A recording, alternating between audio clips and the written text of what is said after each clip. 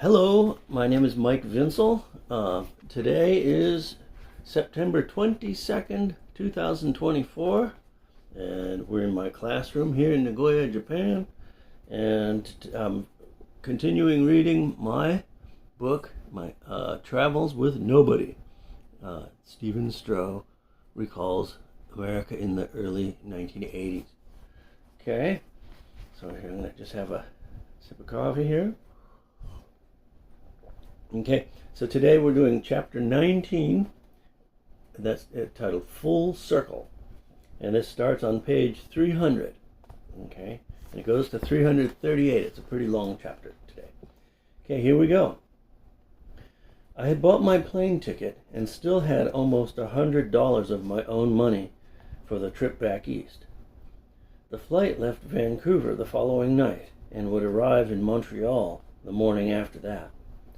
I forget the exact times. Before I left, I called Pete Malm in Montreal to tell him I was going back to New Hampshire for my father's wedding, that I was going via Montreal. I asked if I could hang out with him for a couple days.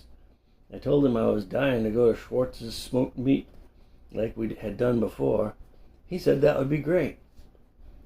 Kevin, Pat, and I drank beer and made egg rolls. They would dropped me off at the bus station in Olympia the next day. I had packed everything I would need. I had packed everything I would take in my backpack and one suitcase. I wanted to be able to walk long distances easily. This was going to be exciting. I had never been on an airplane before. I was looking forward to that experience. I also had never been to Vancouver before. I remember having heard other people mention the places they had been to, and I had wanted to be like that too, to be someone whom other people might overhear mentioning the places they had been to. I'd be able to say I flew from Vancouver. Okay. In the morning, Pat and Kevin took me to the bus station. It was just beginning to rain. I went inside to get my ticket and got on the bus to get my ticket and get on the bus to Vancouver. They waited in Zippy. In the parking lot until the bus pulled out. They waited in Zippy in the parking lot until the bus pulled out, waving to me out the windows until I was out of view. That was just like them. Wonderful people, I thought to myself. I knew I would be back soon as I saved enough money back east to get another plane ticket or even a bus ticket. I could do that, I thought. I figured it would be about a month. The bus got on I-5 north. Tacoma went by. The bus would make stops in Seattle and Bellingham before crossing into Canada. I remember going by the Boeing plant in Renton and seeing a bald eagle flying over the highway in the rain. I could see it clearly, a bald eagle, with the backdrop of the expansive tarmac lined with jets just off the factory line. After Seattle, the weather began to clear. Just after Bellingham, we crossed into Canada. When we arrived in Vancouver, the first thing I did was to make sure of how to get to the airport. There was a shuttle bus from the bus station. I would be able to catch that in a couple hours. I had lunch at a restaurant. I ate and paid just as I would have done in the States. Then, after I left, the waitress came running after me, telling me that I'd left my money on the table. I told her it was a tip. She told me that they don't do tipping in Canada. I hadn't known. I thanked her. It was nice of her to return it to me, I thought. I wandered around the city for about an hour. It wasn't like wandering around San Francisco had been. In San Francisco, I'd had some grasp of the geography and history of the city. Vancouver must have had its own interesting history, but I knew nothing of it. It was a nice city. I remember the exotic feeling of seeing Canadian flags on buildings, not American flags. I was nervous that I should get to the airport sooner rather than later in case any unforeseen difficulty. I went back to the bus station and got the next shuttle, got to the airport and checked in. I checked my backpack and suitcase and followed the signs to my gate. I felt uneasy about not having my things with me, but I guess that's how it was to fly. You can't bring big things with you onto the plane. I had about 3 hours to wait. There was a duty-free liquor store just up from the gate. It occurred to me that I should bring a gift for Pete. I bought a half-gallon bottle of Wild Turkey bourbon. It was night when they announced the boarding for the flight. I remember thinking that it was this kind of flight that my father meant when he would tell my mother that he'd catch the red-eye flight back from California when he'd had to go there for work. I followed the other people, did just what they did, found my seat, and off we went. I had a window seat on the left side. I cupped my hands around my eyes to try to see outside, but it was too dark. Then I realized that I probably should not do that. I remember the feeling as the plane roared down the runway, began to tilt upward, and then I could feel that the wheels had left the tarmac. I watched the lights on the ground get smaller and smaller until the headlights and taillights of the cars made the roads look like blood vessels. It was a 5 or 6 hour flight. I had known Pete Malm since elementary school. He'd been one of my core group of friends in high school, along with Chuck Lombardi and Rich Sanderson.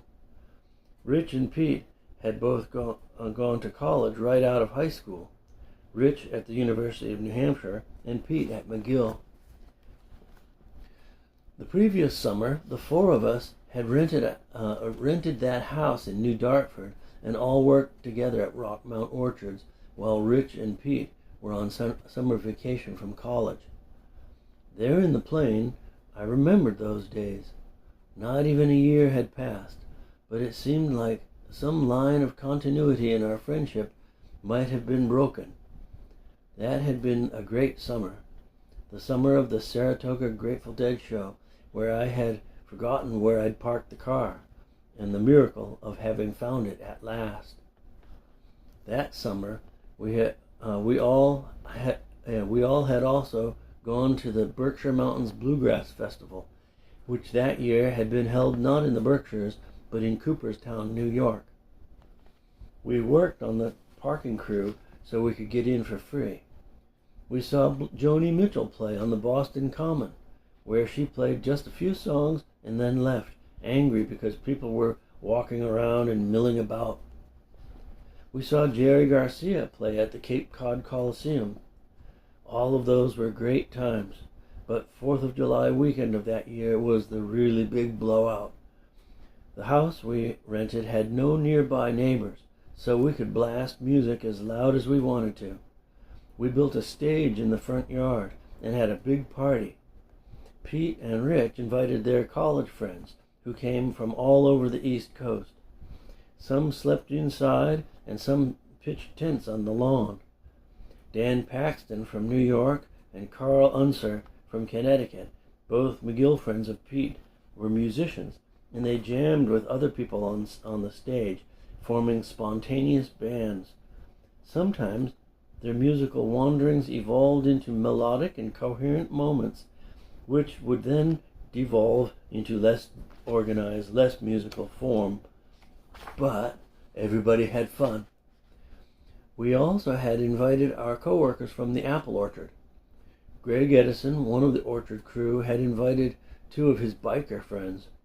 I liked Greg, but when he got drunk, he would get out of control. He got drunk that night, and his attention homed in on Karen Parker. She was one of a Boston University entourage, whom we had met through Dan Haynes. Dan had graduated a year ahead of us in high school and gone to BU. Karen had always presented herself to us as an ardent feminist, often pointing out examples of sexism in music, advertising, and other media. She was sitting on a folding lawn chair, wearing short cut-off jeans and a t-shirt, legs outstretched, sipping from a red plastic keg cup. Certainly an attractive pose. Greg lumbered up to her, jaw agape, spilling beer, 5-day stubble-bearded. "You got lickable thighs," he grunted. I would have expected Karen to become indignant at Greg, but she didn't. It almost seemed as if she might have been flattered. Nevertheless, Pete, Rich, and I intervened. "Greg, what the fuck are you doing?" one of us said. He turned around without looking and slammed me full on with a roundhouse to my left cheek. I reeled backward a few feet, but didn't fall. Strangely, it had not hurt. He was a giant of a man, 6'3", more than 220 pounds, strong as an ox, but the punch felt like being hit with one of those big smoked hams. I guess I was lucky that way. After he hit me, he immediately apologized, saying that he hadn't meant to do that. He staggered to the edge of the driveway and sat down on a rock, disappointed in himself for losing control. His biker friends attending to him. I was fine. Later in the night, one of the bikers, I never learned his name, got out of control, drunk as well. The other biker, the last still able to ride, convinced the guy to join him for a ride. He started up the Harley. "Get on, you bastard! We're going for a ride," he told his friend. The drunk man got on the back of the bike, and the Harley-Davidson sputtered down the driveway onto the road and roared off into the darkness. Greg had revived himself, but stood sullenly holding his red plastic pint cup, jaw still agape. Most of us were still up when we heard, to our dread, the sound of the Harley coming back. Sure enough, he turned up the driveway at the bottom of the hill, and motored up to the party, and parked. He was alone. "Where'd you take him?" somebody asked. "Dumped him in a field a couple miles up. He ain't gonna find his way back to here tonight anyway. Hell, he probably don't remember where this is." We stayed up until dawn that night, under a yellow sky, just before the sun would break the horizon. Greg and his friend left on their bikes. Pete, Rich, Chuck, and I all got in Chuck's 1964 Plymouth Valiant and drove to a quarry where we went swimming. Who drove? I don't remember, but it wasn't me. That had been the previous summer. Now it was April. I was 21 years old, on an airplane for the first time. I'd called Pete Mom, and he had said I could stay at his place for a few days. I had been to Montreal several times over the years, going up with Rich and Chuck to party with Pete's McGill crew. But would it still be the same? Would it be like it had been? We landed at Aéroport Dorval. I took a taxi from the airport. I was a little worried about the expense. I told the taxi driver the address. Pete had a flat on Clark Street, in what he called the student ghetto. Once on Clark Street, I felt relieved. I knew it couldn't be too far now. We drove on Clark Street, block after block. I watched as the meter climbed. I forgot how much it was. I had enough money, but I wanted to spend as little as possible. After a while, I told the driver to stop. I would walk the rest of the way. He said it was too far to walk, but I told him it was okay. I paid and ended up walking about half an hour. That was okay with me. I got to the address and rang the doorbell. There was Pete. He gave me a big bear hug and invited me in. He showed me where I could put my suitcase and backpack. It was good to see him. I gave him the bottle of wild turkey, and he got glasses. He said there had been a change of plans. The Grateful Dead were playing at Niagara Falls the next night. He and a bunch of people were going. Did I want to go? He asked. I did indeed. He called people to see if there was room in a car for one more. There was. We would leave the next morning. And after the concert, we would all stay at Sarah Halyard's parents' house in Niagara-on-the-Lake, Canada. I remembered Sarah and her boyfriend, Gary Spellman. This was going to be a big reunion. Pete and I walked down the street to a small grocery store run by Chinese people that had great spring rolls. We got a bunch of those for lunch. I remember that. Spring rolls. Why do we call them egg rolls in New Hampshire? The ones they had at this shop were indeed very good. I remember talking with Pete while we ate. I was saying that as we all grew older, got jobs, got married, of course we would inevitably drift apart, but I wanted Pete, Rich, Chuck, and me to all maintain contact. I didn't want us all to drift apart. I said that we should all make a point of getting together at least once a year, some event, perhaps the Berkshire Mountains Bluegrass Festival, every year, for as long as they would hold it. If they stopped holding it, we would find something else.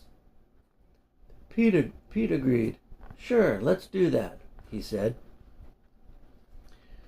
I remember feeling silly, even as the words were coming out of my mouth, saying that, like I was begging to be friends. Nobody knows the course of their lives at that age. Of course, we would all drift apart eventually. I realize now, living in Japan, sitting by the pond, thinking en plein air, that I was the one who least stuck to that pledge. The last time I saw Pete Mom was the night before I flew to Japan, almost 20 years ago. The next morning, the morning of the Grateful Dead concert, we all assembled in front of Pete's building. There were 18 people going in 3 cars. We counted heads. Everybody got in, and we left as a caravan for Niagara Falls. I knew most of the people, but there were some I had not met before. We talked about all kinds of things. The subject of Kurt Vonnegut Jr. came up, one guy arguing that he was an underrated genius, that it was a shame that he wasn't more widely appreciated, or that he'd never won a Nobel Prize. Another guy argued that Vonnegut was overrated, that his repetition of "So It Goes" and "Pootie Wheat" in Slaughterhouse-Five were cheap devices, that he was too much of a wise guy. I had never considered myself to be particularly well read, but I had read Slaughterhouse-Five. I agreed with the guy who'd said he was a genius.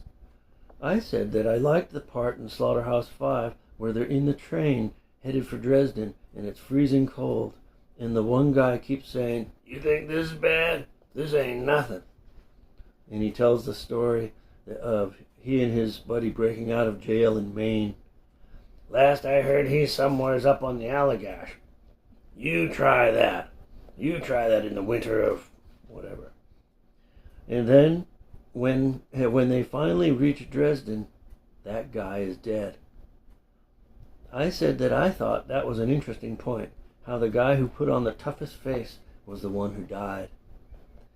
The guy who had said Vonnegut was a wise guy told me that he thought my point was very good. He said I should think about going to McGill.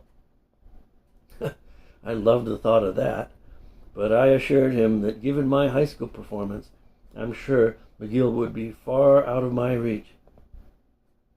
Mischievously looking around as if to make sure the coast was clear, he whispered, "Once you get in, it's easy, but don't tell anybody." He chuckled, and he chuckled. I thought that was funny. That afternoon we arrived in Niagara Falls. We crossed into the American side and found a place to park. This time I paid attention to where the cars were parked. I had learned that lesson. Some of us, me included, did not have tickets, we would get them from scalpers. It is my understanding now, looking back from age 57, that in later years it became difficult to get Grateful Dead tickets on the day of the show. But in the early 1980s, we were all able to get tickets easily, and sometimes at face value just hours before the show began. Pete and I walked across the bridge to the Canadian side to buy beer. We bought 2 cases of Molson stock ale and carried them back to the area where our group had set up its base. The crowd grew through the afternoon, with a constant stream of vehicles entering the lot, number plates from all over the continent, parking staff guiding them to the remaining spaces, vehicles from modified school buses painted wild colors, further extensions of Further, a Lincoln convertible, top down to the roar of wolf packs of Harley Davidsons.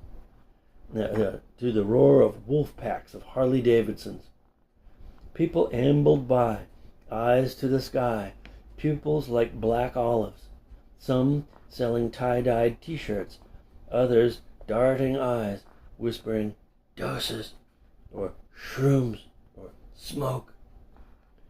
One bearded young man, perhaps 25 years old, walked by, glazed eyes staring into the distance, clad in a tattered Tarzan garment that appeared to have been stitched together from scraps of mangy animal skins with gray fur on the outside, tattered inner surfaces resembling beef jerky against his naked skin. Had he tanned them by himself? I suppose he had. What was it? I wondered. He did not speak. He held a cardboard sign that read, "Dose me," mouth open, as if awaiting Holy Communion. Gary Spellman and Sarah came back from wandering about the crowd. He had bought 2 sheets of acid from somebody for $20, $20 Canadian each. That was very cheap. Were they real? He showed them to us. They were pieces of construction paper, each about 3 inches square, perforated 10 by 10, printed with 100 tiny self-portraits of Vincent van Gogh, the one with his head wrapped in the bandage from cutting off his ear, each portrait about a quarter inch square. If nothing else, the print quality of the pictures was good. We all discussed the likelihood of their being fake, but there was no way to tell except to give it a try. He placed a self-portrait in each of our outstretched hands. "All for one, and one for all," Gary said. We all took note of where we were, taking note of specific landmarks, and agreed to meet there after the show if we should become separated. By this time, there were thousands of people in the parking area. We all walked to see Niagara Falls. I remembered that on my way out west, I had hoped to go to Niagara Falls with Grandpa and Grandma Phillips. Now, here I was, but without them. It wasn't a long walk to the falls. Pete Mom knew that my grandfather lived nearby. Some of the people in our group had never seen Niagara Falls. The whole place was full of Grateful Dead fans, tie-dyed t-shirts, jugglers, and people twirling streamers, kids kicking a hacky sack. We walked along. We could see people climbing up onto the roof of the Civic Center where the concert would be. It was shaped like a giant Quonset hut, but with a gentler slope on the roof. It looked easy to climb. Some of us talked about going up there, but we decided that that was probably a good way to attract unwanted encounters with police. After watching the falls for a while, we went back to our little safety zone where our cars were parked. We sat in the parking lot drinking beer. Girls braided each other's hair. People walking by. We all looked at each other and giggled as the effects of the tiny self-portraits came on. There was a sense of camaraderie that we were all in it together. Waves of happiness and affection for each other came over us and spread among our group as we all looked around at each other. I was happy to be in familiar company. Most of the people had been at our 4th of July party the year before, the one where Greg Edison had punched me. One guy, Ryan Cross, recounted the time at the party when the same Greg had gotten all teary-eyed because the next day he was going to slaughter his chickens. Ryan had laughed, thinking it was a joke. "What are you laughing at, you goddamn college prick? You think it's funny?" Craig had snapped at Ryan. I had intervened, explaining to Greg that most people don't raise their own chickens and don't know about this kind of thing, that Ryan had not meant any insult. Greg had calmed down, until when he gave me the roundhouse. I hadn't put the pieces together, but yes, my intervening to defend Ryan had been the first of 2 times where I had tried to tell Greg how to behave. Nobody likes to be told how to behave. Anyway, there at the parking lot at Niagara Falls, Ryan thanked me for saving his ass that time. We all laughed. Soon enough, a flood tide of joy rose among us, all of us feeling it the same, sweeping over us in powerful waves. Then it was time to go inside. For me, inertia had set in. I was comfortable just where I was, sitting on the pavement, leaning on the wheel of a parked car, but I rallied myself to stand up. Once standing, I was fine. We got in line to go inside. There was only one little worry among those of us who had bought our tickets from scalpers. Would the tickets be as genuine as the Van Gogh portraits were proving to be? As we approached the entrance with the ticket takers, we watched nervously until it was our turn. Then it was done. Real or not, the people had hardly looked at the tickets anyway. We were in. We were early enough that we found a good place to stand just to stage left, about 20 yards back in the area with no seats. We were close enough to see the faces of the musicians, but far enough out to be able to wander and come back throughout the show. I don't remember the songs they played. I could Google it when I get home tonight, but that's not what matters to me now. Right now, what matters is that there is an aosagi stalking something in the reeds at the edge of the pond. It stands perfectly still, then in an instant pokes its beak into the water, and comes up with a struggling fish. The bird shakes its beak until the fish is positioned properly, then faces skyward, and the fish slides down the gullet. Then the aosagi resumes its hunt. I don't remember the individual songs. I don't know how accurate my memories are, not just of the show, but of the whole of my life. Most of what I recall cannot be verified. Set lists of concerts can be. My recollections of those times are clear in my mind, but I'm sure there are many things I have forgotten. I suppose the recollections of other people are likely just as faded, embellished, and distorted by time as my own. But that night at the concert, once the music got going, it seemed each note, each chord shift, the soulful lyrics all dovetailed seamlessly into the effect of the self-portrait.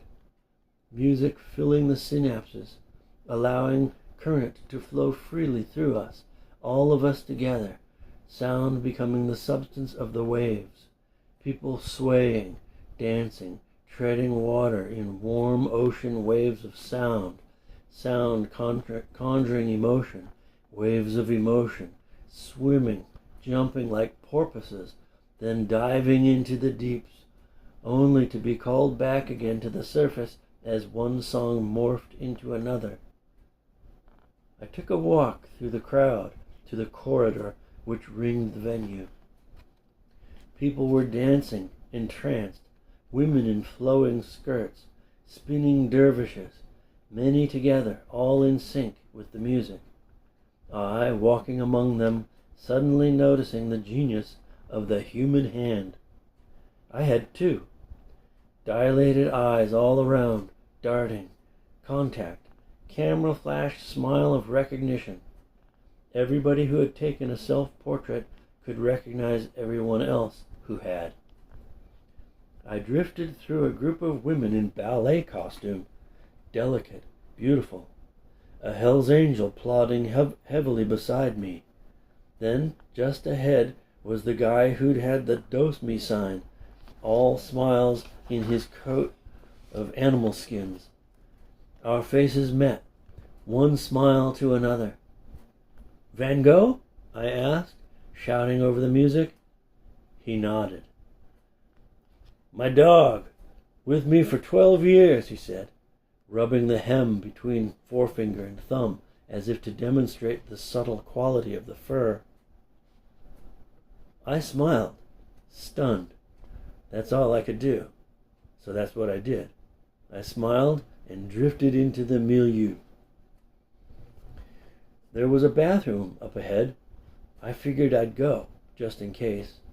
I didn't really have to go, but I'd been drinking beer outside. I realized that perhaps I might not feel it if I had to go. So I went just in case. I was careful to avoid looking into the mirrors. Pete Mom had told me that one should never look into a mirror while on psychedelics. I didn't want to tempt fate. Relieved and safely back in the corridor among the frolicking dancers, I found a seat in the back row, just off the top of the steps, where I could sit in the dark unnoticed. I watched and listened. I recalled the comments I had made to Pete Mom the day before in Montreal, that I hoped that he, Rich Sanderson, Chuck Lombardi, and I would always get together at least once a year and remain together as friends throughout our lives. Why had I said that? Why had nobody else said that to me? What was the cement that bonded people together as friends? Was it inevitable that those bonds would fray in time? Back in high school and before, my friends were as tight as brothers to me. Would we eventually drift apart? Of course, in time, most of us would get married, or otherwise pair off. I knew that. But would we be able to keep in contact, even after we had families of our own? Would anybody pair off with me? What if nobody ever did? What if nobody ever would? Had it been no accident that the game musical chairs was part of elementary school curriculum? I was not paired off with anybody. That is why I had said that to Pete. Because as long as I was single, my friends were all I had. But that wasn't true. I had my brothers and sisters. I had Pat and Kevin. I had my dad. But what was the cement that friendships were made of? I recognized that this train of thought was unnecessary, so I got up and wandered through the crowd. I do remember one song that they definitely did play that night, Franklin's Tower. I was just emerging from that introspective interlude when the music evolved into that song. Your eyes looked from your mother's face, wildflower seed on the sand and stone. May the four winds blow you safely home. I found my way back to our spot and was relieved to see familiar faces. After the show, we all went out to the cars. We would be staying at Sarah Halyard's parents' house in Niagara-on-the-Lake, Ontario. We would be crossing the border. Gary Spellman had folded the remaining self-portraits into a tiny wad wrapped in foil and hid it under the cake of a deodorant stick. We were in the first car. I was in the middle car. They were in the first car. I was in the middle car. I was nervous as we approached Canadian customs. I figured that they would be on high alert for drugs, given the notoriety of Grateful Dead concerts. I wondered if drug-sniffing dogs could identify LSD. I certainly would not have tried to smuggle anything illegal over the border myself. I wondered what the penalty would have been had they been caught. Each sheet had 100 hits, and he had 2 sheets minus the ones we'd taken. Cars were lined up at the border. We would pull up in a car. We would pull up a car length at a time, wait a minute or so, pull up again, wait. Finally, the moment of truth arrived. The first car pulled up to the officer. We could see Sarah explaining to the customs officer. He looked back at our car. He looked back at our car, looked back at her and nodded, then waved them through, and then waved us and the third car through as well. He didn't even stop us at all. We all sighed with relief. It was just a short drive to Niagara-on-the-Lake. It must have been after midnight when we arrived. We parked the cars on the street, and Sarah led us all inside. Her parents were waiting for us. We all introduced ourselves. They were very friendly. They led us down to the basement, a spacious carpeted room with a couch, coffee table, 2 easy chairs, and an old console record player. We could all spread our sleeping bags on the floor. There was a refrigerator stocked with beer. I'd expect nothing would better hit the spot for a bunch of college kids than cold beer, Mrs. Halyard said to us. Then she and Mr. Halyard went upstairs to bed. We stayed up talking and listening to records until twilight began to show in the gap between the curtains on the window. Then we settled in our sleeping bags to sleep. But I didn't sleep. I felt lucky and grateful to have been invited to come along on this great adventure. I thought about what I'd said to Pete about setting aside one event that we would all pledge to attend throughout our lives, to always keep in touch with each other. I thought about the grilling I had given myself at having suggested that, and what I had thought to myself at the concert, examining what exactly was the substance of friendship. I realized that there was nothing wrong with me having said that or thought those things. As I looked over the people sleeping on the couches and the floor, I wished to myself that the Grateful Dead would continue forever. But I knew, of course, they wouldn't. Behind the heavy opaque curtains was a large picture window.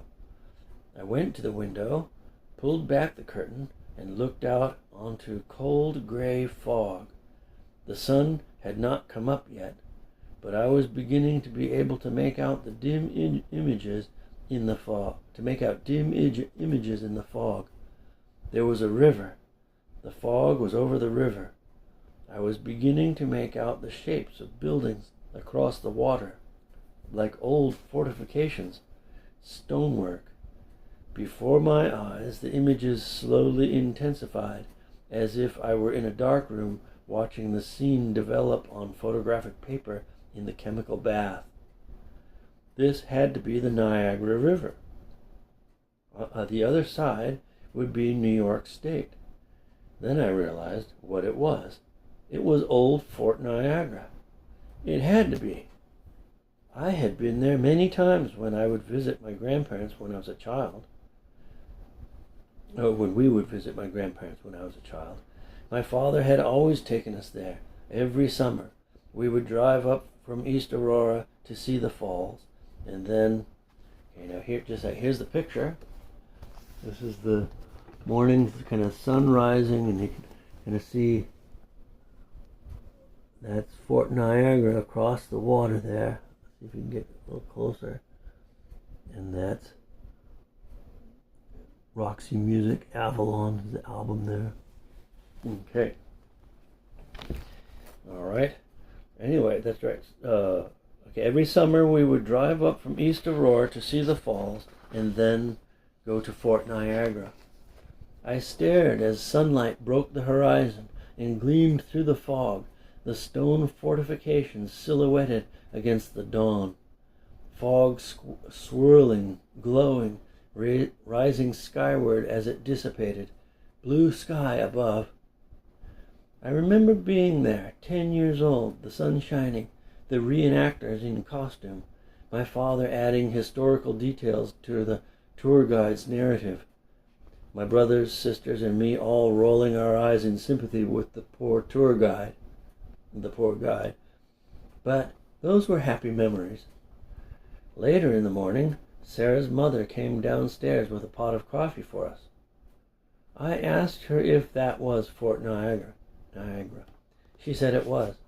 I told her about visiting my grandparents, that I had been there many times as a child. I told her that my mother had grown up in Aurora, and that my grandparents still lived there. Sarah's mother told me that her family could trace their ancestry all the way back to the American Revolution, when Loyalists had sought refuge at the fort after the war had ended. She said that Fort Niagara remained in British control until the 1790s, until all the Loyalists could be settled in Canada. I had not thought about that. I don't recall my father adding that historical detail to the guide's narrative. Sarah's mother went back upstairs. I drank coffee and looked out the window while the others slept. Some snored, some rolled around and went back to sleep. It must have been around 9 o'clock when everybody finally got up. It was a long drive back to Montreal. We would want to get going soon. I forget what we did about breakfast.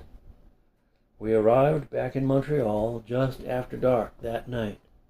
Pete Malm and I got dropped off at Schwartz's Deli on Saint Laurent Boulevard, famous for its smoked meat sandwiches. It was an easy walk to his apartment from there.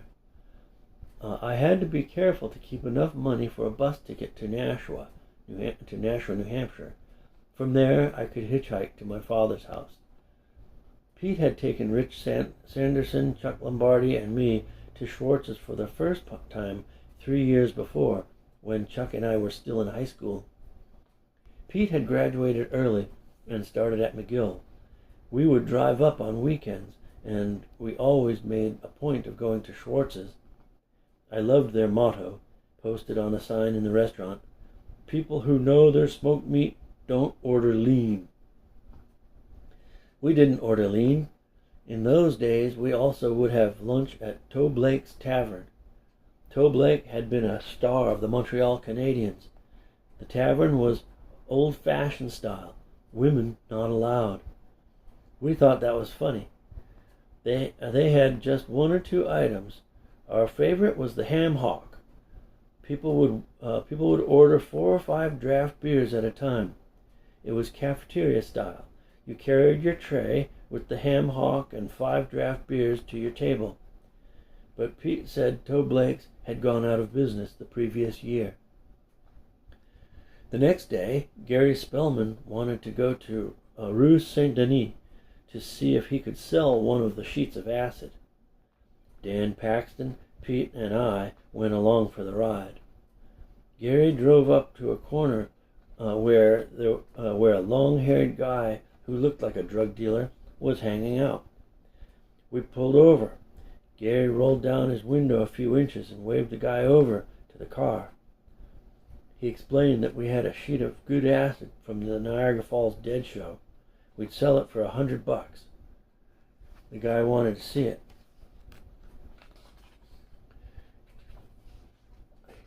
He shuffled and looked around suspiciously while Gary unwrapped the aluminum foil.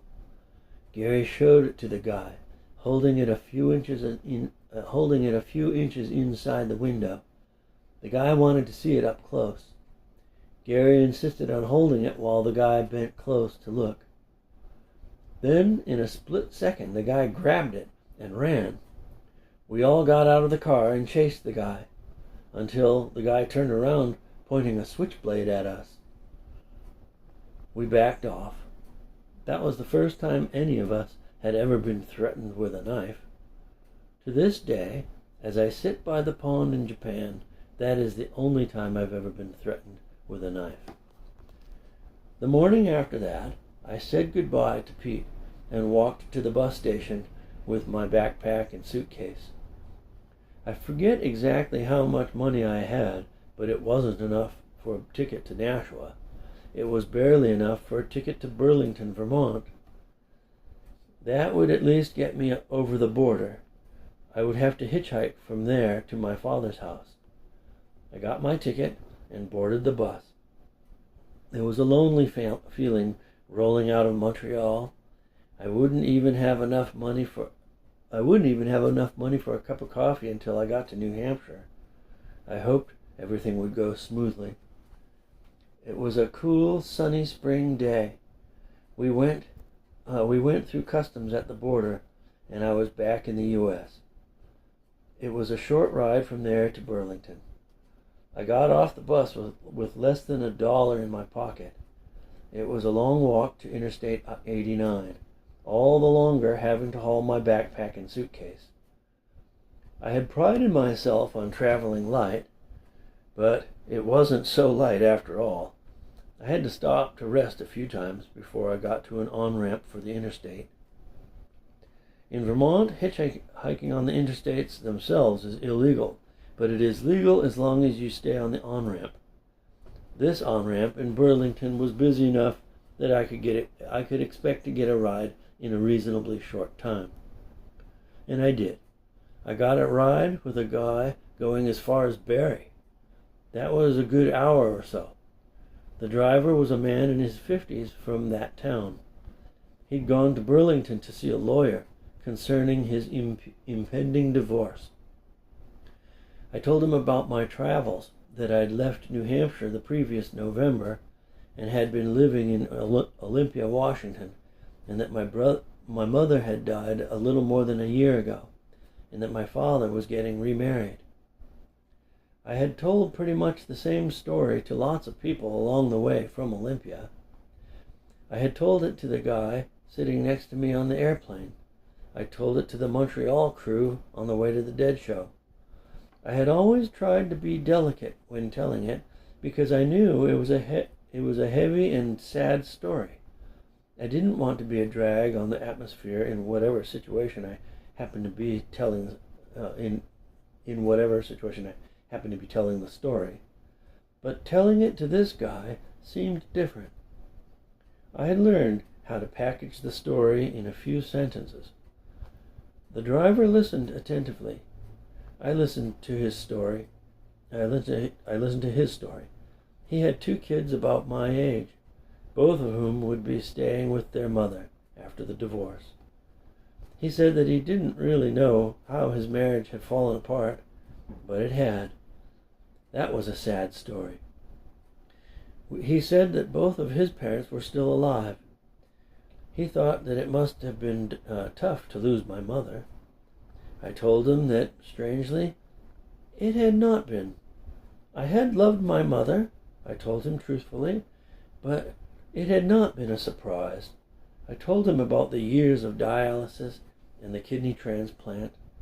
I told him that the hardest part was not having been fully honest with her concerning religion while she was alive. The guy asked if I was Catholic. I told him that I had been raised that way, that my parents had been devout. He said that he had been raised Catholic as well. He said that I had been right not to be honest in those matters. My mother would have been disappointed for no good reason. I was too young yet anyway, he said, to have had any real religious conviction to be honest about. Well, I thought, that was one way to look at it. We came up on the Barrie exit. He said he was actually going 2 exits further down to Williamstown if I wanted to get off to Williamstown. If I wanted to get off at Barrie, he'd drop me off. I figured that 2 exits further would be a good thing, so I said I'd wait. A few minutes later, he took the exit and dropped me off at the bottom of the off-ramp. He drove off, and there I was, exit 5, Interstate 89, in the middle of nowhere, Vermont. I hauled my backpack and suitcase across the road to walk up the on-ramp to resume my hitchhike. In all my life, I had never seen such a long, straight on-ramp with so little traffic. It was about 300 yards to the highway proper. Wanting no trouble with the law, I waited at the entrance to the on-ramp for a car to go by. I waited and waited. It had to be past noon. I hadn't paid attention to whether or not there had been a clock in that guy's car, and I didn't have a watch, but I knew which way was west, and the sun was closer to that side than it was to the east. I didn't want to be stranded out there at night. I thought about that. I had my tent and sleeping bag, but I had no food, water, or money. I didn't want to be stranded for the night. I waited for what must have been half an hour, and no cars at all went by. The highway hummed with traffic. Every few seconds I could hear a car going by. It beckoned. I picked up my things and started walking up the ramp. It was long indeed, long and straight. At the top it tapered gradually into the highway proper. There was a section where I felt that I could still argue that I was on the ramp, not on the interstate, if a cop happened to come by. And anyway, what was the likelihood of that out here in the middle of nowhere? I stood at the edge, wearing my backpack, my suitcase by my feet. Shadows stretching across the road. A car was coming. I held out my thumb. It went by. Here came another one. It went by too. Then here came another one. I was just getting ready to put out my thumb when I recognized something not quite right about this car. What are the chances of this out here in the middle of nowhere? It was a state trooper. Thumb or no thumb, as soon as he saw me, he put on his headlights and blinking blue light bar. I stood, numbed by the knowledge that there was not going to be any discussion of whether or not I was on the highway proper. He was going to dictate the terms. What was going to happen? I wondered. He slowed down and came to a stop just before me. He got out of the car and slowly walked up to me, stopping about 10 feet from me. "Good afternoon," he said. "Good afternoon, officer," I said. I had learned that it never paid to be rude to police. "Are you aware that hitchhiking on interstate highways is against the law in the state of Vermont?" he asked. "Yes, sir. I was hoping that where I am standing might be interpreted as being still on the on-ramp, sir," I said. And anyway, here's a picture of that. This is me hitchhiking, and here comes the state trooper. Interstate 89.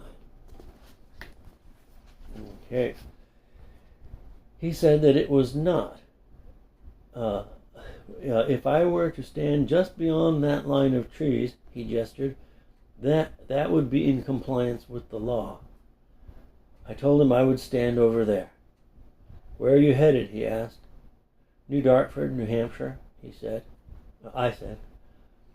What's in New Dartford?" he asked. "It's where I'm from. I've been out west. My father's getting remarried this Sunday. I'm going to the wedding." "Okay, fair enough," he said. "But I'm still going to have to write you up. It's just a $10 fine." He wrote up the ticket and handed it to me and drove off. I walked to where he had indicated. Cars on the highway could not see me. I would have to wait for somebody to come up the ramp. Again, minutes went by. No cars. Through the trees, I could see the cars going by on the highway. Again, it beckoned. But this time, I knew it was a real gamble. That state trooper had been decent enough the first time. He would not be the second time. I knew that. If he was going down to the state line and would turn around, he might see me on his way back. How long would I wait? I couldn't see the far lane from where I was, so if he had already gone by, I wouldn't know it. But the shadows were getting longer. I had to chance it. I walked up a little further, so that the cars could see me. It was illegal, I knew, but I held my thumb out. Held my thumb out for the first car that approached, and it slowed down. It stopped. The guy asked me where I was going. I said New Hampshire, down by Manchester. Get in, he said. He was going to Boston. He dropped me off at the exit for Bedford, Route 101. This was good. Route 101 was not an interstate. It was legal to hitchhike on it. New Dartford was just a couple towns past Bedford. I was in familiar territory. From Bedford, I got a ride with a lady with a bunch of kids, the oldest boy being maybe 12. The kids asked me about where I had come from. I told them of the drive out west, getting a job at the tree farm, flying in an airplane to Montreal, and that I had only hitchhiked from Burlington, Vermont. They dropped me off at the bottom of Filbert Hill Road, which I told them had been my school bus stop when I was a kid. I hefted my backpack over my shoulder, got my suitcase, and thanked them for the ride. The kids were waving out the windows as the car drove away. The sun had just set. The pond at the bottom of the hill had no ice. Fresh shoots of cattails stuck out of the water among the dried, bleached seed heads of last year. There was the Hunt's farm on the right. Just up from there, Old Birmingham Road forked off to the left, Mrs. Franklin's house just beyond my view. I walked up Filbert Hill, the right side flanked by the old stone wall, sugar maples planted at intervals. Thick poison ivy vines clung to the rocks like pythons, wine-colored tiny leaves just starting to grow. On the left was the Roberges hayfield, the glow of new green grass in the fading twilight. I had come full circle. I walked up the hill with my backpack and suitcase. The moon rose as I walked up the long hill, the hill I used to tuck and ride down so fast on my bicycle, reaching escape velocity. That's what I had called that exhilarating feeling of going so fast on my bicycle. Just about a mile from home, a moonlight mile. I thought of the song, Moonlight Mile by the Rolling Stones. Who would be home at the house? I had not called. I thought of the song, the powerful orchestral part with the strings. I remembered a time when I had listened carefully to that song. The image that came to me was of somebody returning home from a life-changing journey. When I was younger, I had imagined a young man returning from war, from Vietnam. But it could have been any war, or no war at all. Any time somebody having traveled very far and having spent much effort at getting back home. And once there, just a mile to go, they stop. At the top of the hill, there was a patch of woods where I could get off the road and sit, out of view if anybody should come by. All the things I had seen and done went through my mind. It had not been so long. This was just the other side of the same winter that was just starting when I had left. I was just a robin returning from its migration. I remembered that day when I headed out in my car, that day when Tracy Bass had dedicated the song Ripple to me on the radio? Should I call her? No, I should not. I would not. Then, just as quickly as I had passed the truck stop in, just as quickly as I had at the truck stop in Kansas, I began to cry. Where was I going? And where was I going where I was going had once been my home, but it was going to be different now. I knew that. I just let it go. Cry it out, whatever it is. That's what I did. And then it was gone. I pulled myself together and got up. Got back walking the rest of the way to my father's house. The lights were on. He was home. I walked down the driveway and climbed up the steps to the back porch. There was my father in his chair reading, as he always had been. It was unlocked. Hey, Dad. Well, if it isn't Stephen, come on in, he said. My father was the only one living in the house. I brought my backpack and suitcase down to the basement, my old room. The beds were still there, 2 beds. It had been Philip in my room, then just my room after Philip left for college. The table was still set up in the sewing room, the other room in the basement, where my mother had her sewing machine, where she had made my tent. I think that was the last project she completed before she died.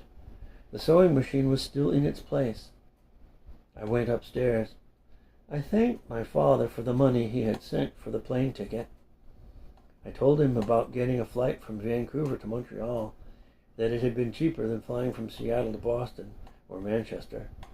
I told him about seeing Pete Mom in Montreal, about going to the concert and having to hitchhike home. I didn't tell him about getting the ticket for hitchhiking on the interstate in Vermont. That sounds like quite an adventure, he said.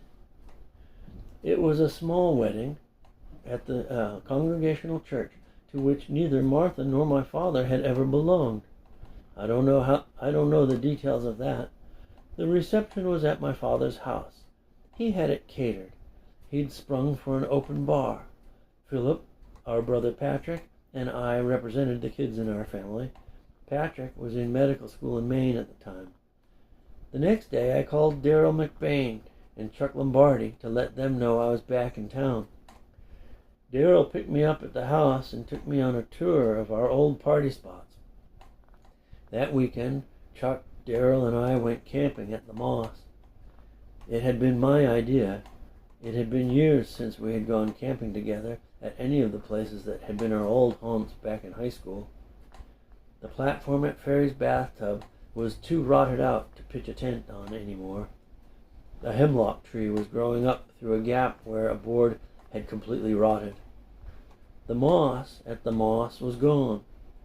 The mossy bluff that had afforded such a glorious view of the center of New Dartford had become a thicket of sumac. Not poison sumac, but staghorn sumac, which blocked the old view. We found the ring of stones where we used to build our campfires. The stone circle was still there, barely visible in the grass. It was obvious to us that kids didn't camp at these places anymore. Kids didn't do the things we used to do anymore. But there was still a place where I could pitch my tent. That Saturday, Chuck picked us up in his car. We loaded up with beer and food and ditched the car out of sight of the road and hiked in. We each told the stories of the things we'd done and seen since the previous fall. That's it. It had only been a few months since we had seen each other, but it seemed like it had been much longer. Chuck was still working at the orchard. Daryl was cooking at the White Horse. I told about working at Suffolk Nurseries. I told about taking the prisoners on the brewery tour. I told about the New Year's Dead shows in San Francisco, and then the one at Niagara Falls, and seeing Pete Mom in Montreal. Chuck and Daryl told of what a harsh winter it had been. "Hey man," Chuck said, holding his beer out for a toast. "Good for you." "Yep, good for you, Steve. Sounds like a great trip," Darrell added. "Good for you getting the fuck out of this shithole," Chuck said. We all clacked our cans together, which happened to be directly over the fire, and we guzzled. Okay, here's a picture of that. That's us camping at the Moss. It's a place in New Dartford, New Hampshire. It used to be a mossy thing. You see, that's my tent in the background, the one my mother made. Okay. All right. It was true that all I had missed was the New Hampshire winter. If I had stayed in New Hampshire, I would have stayed working at the apple orchard with Chuck. I would have gone skiing and played pond hockey. I would have seen Rich Sanderson and Pete Malm when they were home for winter break. We would all have gone to see Bat Magoon play at the White Horse. We would have had good times. Now the winter was over. Next week the beehives arrive at Rockmounts. You up for another round of getting stung 20 times a night? Chuck asked. During the apple bloom, the outdoor crew would spend 2 weeks working through the night, moving beehives around the scattered orchard blocks. I had done it the previous 2 seasons, and I once did get stung 15 times in a night. Actually, I do need to find some work. I'm going to have to cogitate on that prospect for a while, I told him. Cogitate. It was an inside joke. Ted Castro, the boss of the orchard, sometimes used that word. Broken clouds moved across the night sky, coming in from the south, crossing the moon, sometimes blotting it out. The air was getting perceptibly warmer. When the moon emerged from behind the cloud, the blue light of the night lit the land. It was already too late to hear the peepers. I remembered the moonlight in New Mexico on the Navajo reservation. That night it had frosted. This night there was no frost. Spring was in the air. We could smell it. The smell of soil coming to life. "'Tis the season to prepare sites. You guys up for that tomorrow?" Chuck asked. "I gotta be at work by noon," Darrell said. "I'm up for that," I told Chuck. "You still got your trenching tool?" Chuck asked. I told him I did. "Good, we'll do the rounds," Chuck said. The sites to be prepared were locations to grow weed. Since high school, we had scouted spots remote enough not to be easily found, but within reasonable access, good sunlight, and proper underbrush for camouflage. Sumac provided excellent camouflage, and with a little trimming, sunlight as well. A folding military trenching tool available at Army surplus stores was perfect for the job. It folded down to the size of a large turtle. Its blade could be set at a 90-degree angle to function as a hoe, or straight to work as a shovel. I had left mine in my father's garage. We also had perfected a fertilizer mix of 1 coffee can of dolomite limestone, a cup of hydrated limestone, a cup of superphosphate mixed into a 2-gallon Ziploc bag of composted chicken manure. One bag and the trenching tool fit neatly into a day pack. We'd go to our site, cut a 4-foot circle in the turf, remove the sod, shaking out the soil, and work the mixture into the soil. Then camouflage the site with brush. This work could be done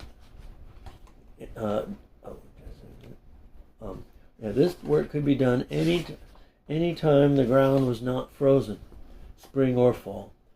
We called these dry fire exercises because we carried nothing illegal. We would start the seedlings under fluorescent lights indoors in the spring and set them out at the prepped sites, 1 6-pack of seedlings each, one site at a time. In late May into early June, we called planting the seedlings live fire exercises. We never visited the sites until 4th of July weekend. That was when the males would be just starting to flower, so they could be identified and removed. After that, we wouldn't visit the sites until mid-September, when they would be ready for harvest. For harvest, we brought clippers, several large plastic garbage bags, and an army duffel bag. We'd cut off the buds and place them gently in the bags. We'd pull the stalks out of the ground and hide them in the underbrush, camouflage the site, and leave. Those were the real live fire exercises. That's what Chuck meant when he said it was the season to prepare sites. Okay, that's the end of chapter 19, and we'll see you next time. Okay.